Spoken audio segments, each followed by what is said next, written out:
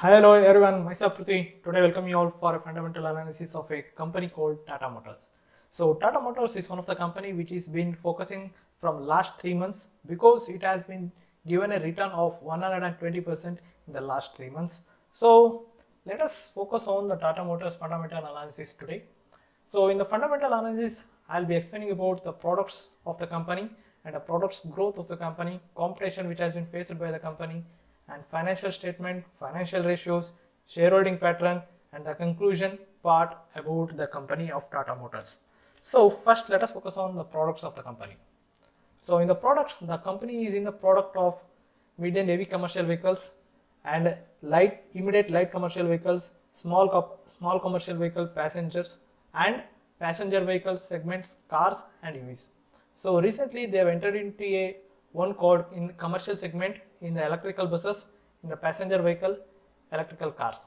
So in the commercial vehicle space, they have a product like cargo, prime, mid and heavy commercial vehicle, construct and ICV truck, light truck, mid and heavy commercial vehicle cargo, Ultra, Yoda pickup, AC Gold, Super AC Mint, Zip Gold, AC Mega, Tata Intra, buses and Winger. So these are the products which they have in commercial vehicle space. In the segment of a market share about an industry of commercial vehicles, so Tata Motors witnessed a volumes decline year on year. This is mainly because of the COVID reason. So coming to the market share in the commercial segment of Tata Motors is stood at 38.9%. So in year on year, we could see a decrease in the market share. They are losing the market share in the commercial vehicle segment. So in the subdivided part, so this is the mid and heavy commercial vehicles of a Tata Motors. So it is witnessing a growth year on year. We could see here they are grabbing the market share in this segment, and immediate light commercial vehicles, they are sustaining its market share year on year. Small commercial vehicles, it's losing its market share. Buses in that segment also Tata Motors witnessing a losing of market share. Because of these two sub-segment, the market share have been dropped in the commercial vehicle segment. In the commercial vehicle financials, the volumes including exports year on year, you could see a 44.6% decline. In the quarter on quarter, you could see an increase of 54%. This is mainly because decline is mainly because of the COVID reason. Coming to the revenue also 36% down year on year, quarter on quarter 72% up. That's again a positive point in the short term. So the EBITDA margin is still down year on year, and EBIT margin is still down. EBITDA means earning before interest, tax and amortizations. EBIT means earning before interest, tax. So they are witnessing a negative EBIT. So they are expecting that to be in the positive zone in the next coming days.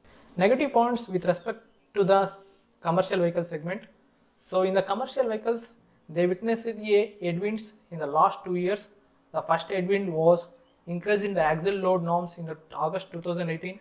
In October 2018, the credit crisis was happened. In the COVID-19 in the March 2020 and BS6 norms in the April 2020. This was the reasons of the volume declines, as you can see in the last 4 headwinds in the last couple of 2 years. So that is one of the things which has hit to the commercial vehicle space. So next is the passenger vehicles. So in the passenger vehicles, the Tata Motors made a lot of restructuring. So they have launched a new product like a Tata Tiago, Tata Altroz and Tata Tiggo and Tata Safari, Tata Nexon and Tata Harrier. These are the models which they have launched from the last 2 years. So the old models, they have been eliminated, they have been phased out. So the new models presently they have launched before 2 years, they are doing good. So in the passenger vehicle segment, they have newly launched model called Tata Safari. So they are receiving an enthusiastic response from them. Next is HBX, which has been ready to launch in the FY21. It could able to hit to the market road in the FY21 itself. Next, coming to the passenger vehicle segment performance, all models of a Tata Motors, which is witnessing a growth month on month and year on year and quarter on quarter, the sales are increasing. That's again a positive point for the Tata Motors in the passenger vehicle segment. Coming to the passenger vehicle segment, industry performance. Coming in the industry, the passenger vehicle industry has been witnessing a loss of market share of 12% year on year, but the volumes of Tata Motors in the passenger vehicles have been increased to 45% compared to the year on year.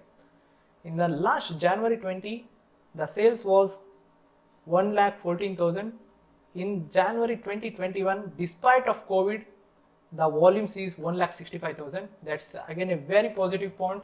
This is one of the major reasons for the market to grab that opportunity to take the Tata Motors to that higher level of 350 from a low of March low of 66 rupees. So in the Tata Motors passenger vehicle market share, they are having a 7.8 market share presently in the FY21. So you could ever to the Tata Motors has not witnessed this much of market share in the last years. So the EBITDA margins in the passenger vehicle segment in the FY20 minus 9.4 percentage, so slightly positive in the 9 months of FY21. In the quarter 3 they witnessed a 3.8 percentage EBITDA margin, so that is expected to increase in the next coming days. The debt what they have in their books, it is not letting the EBITDA margins to improve. That's one of the negative factor. If they reduce their debt, definitely this could increase. In the JLR segment, JLR means Jaguar and Land Rover segment, the sales in the quarter on quarter is started to increase. So this is the Jaguar sales, this is a Land Rover sales.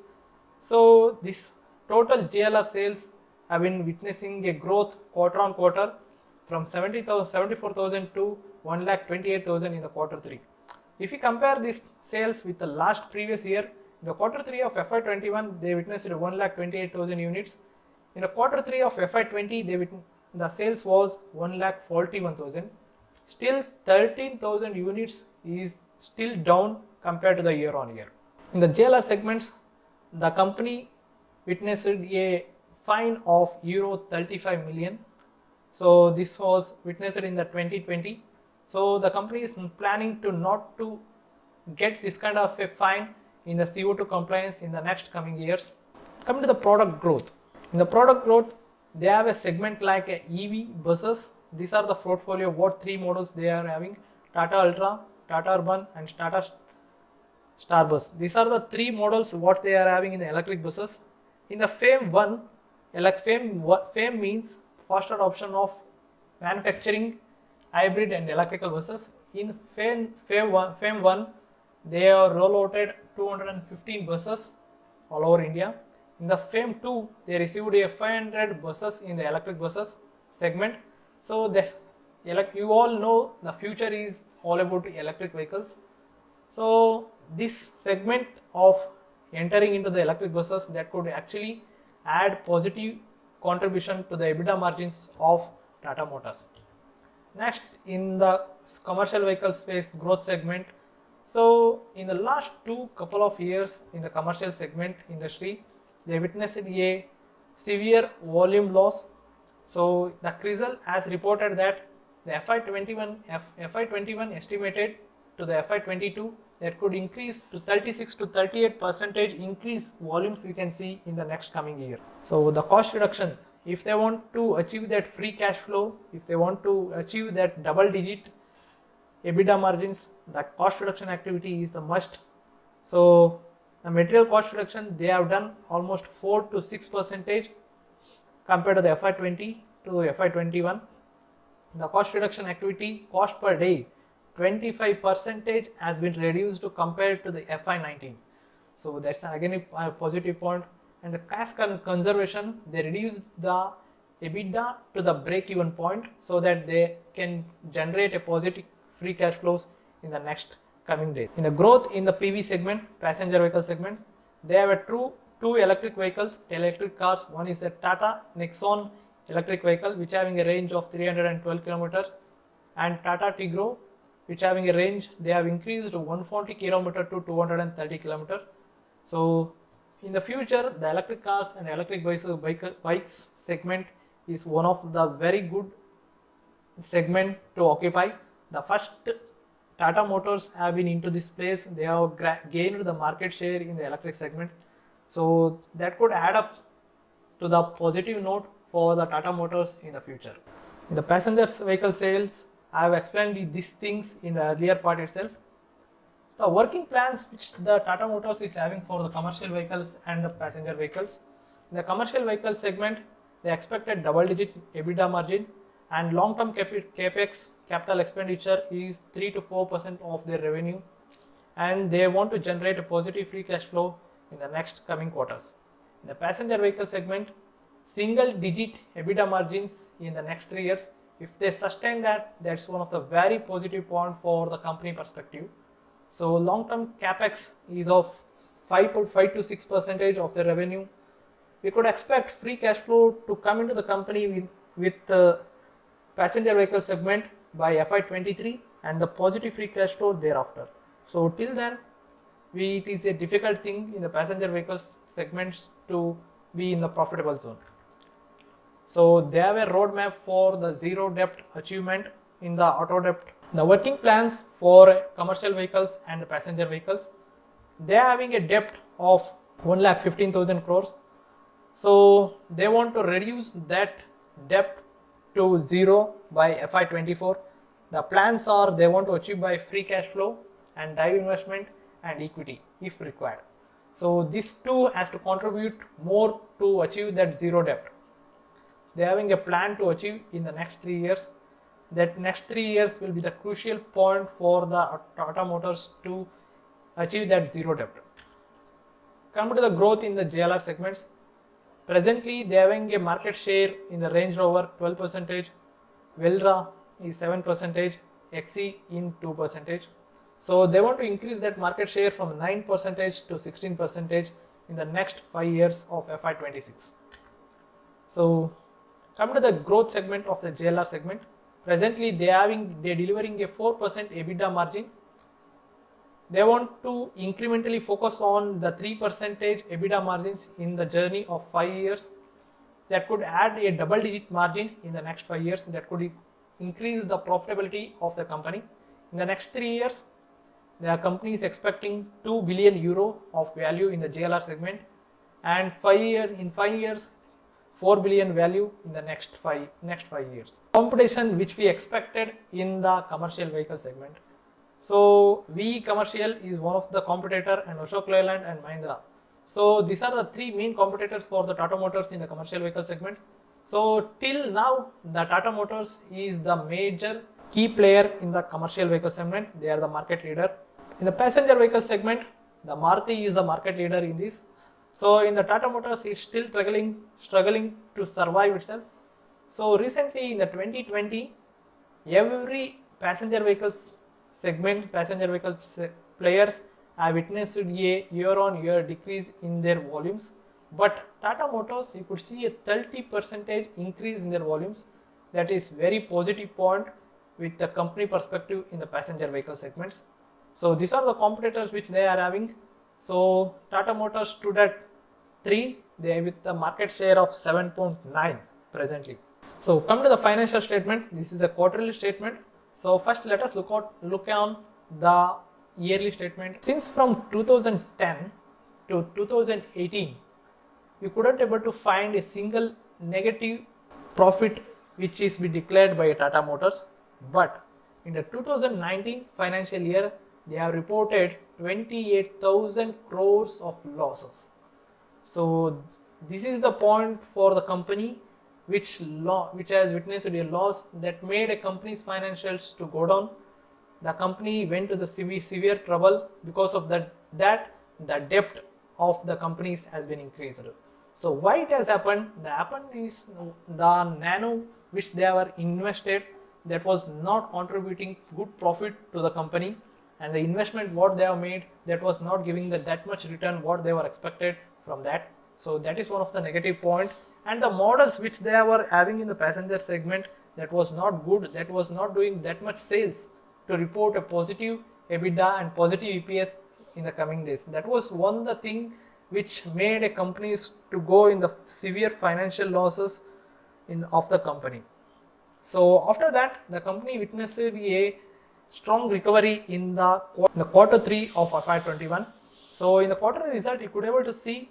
So this is where in the FY18, you could see in the FY18 of December, you could see a loss of 26,000 crore in the December 2018 quarter.